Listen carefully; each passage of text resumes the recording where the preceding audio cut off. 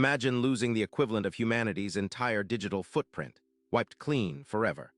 That's the scale of catastrophe when the Library of Alexandria, humanity's greatest repository of ancient knowledge, was systematically eroded and destroyed over centuries. Here's what most people don't know.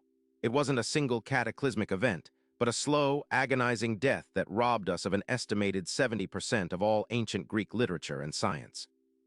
This isn't just about old books.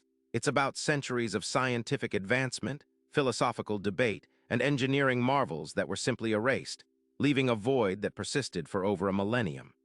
The impact still reverberates in our understanding of history and the origins of modern thought.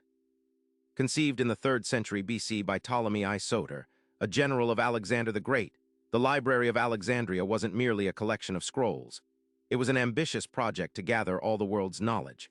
Its grandeur was legendary, housing hundreds of thousands, potentially millions of papyrus scrolls. Scholars estimate its peak collection could have exceeded 500,000 distinct works, meticulously copied and catalogued by legions of scribes. To put that into perspective, the largest medieval library in Europe during the 14th century might have held around 2,000 volumes. The Library of Alexandria was an unparalleled intellectual powerhouse, a beacon in the ancient world, dwarfing any other center of learning. Crucially, the library wasn't just a library. It was part of the Museum, a temple to the Muses, which functioned as the world's first true research institution. This wasn't a passive collection. It was an active hub where the greatest minds of the Hellenistic world lived, studied, and experimented, funded by the Ptolemaic pharaohs. Think of it as an ancient university combined with a modern research facility, complete with lecture halls, observatories, and dissection rooms. Here, scholars like Euclid developed geometry, Eratosthenes calculated Earth's circumference with incredible accuracy, and Herophilus pioneered human anatomy. The synergy of research and collection was what truly made Alexandria unique. The scholars who graced its halls were intellectual titans. Callimachus created the Pinax, the first bibliographic catalog, essentially inventing library science.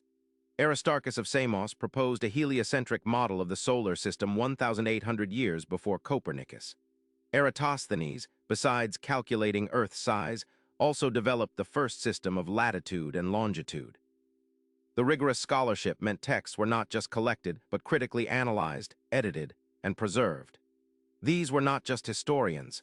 They were astronomers, physicians, engineers, and mathematicians pushing the boundaries of human knowledge in every conceivable field, laying foundations that would take centuries to rediscover.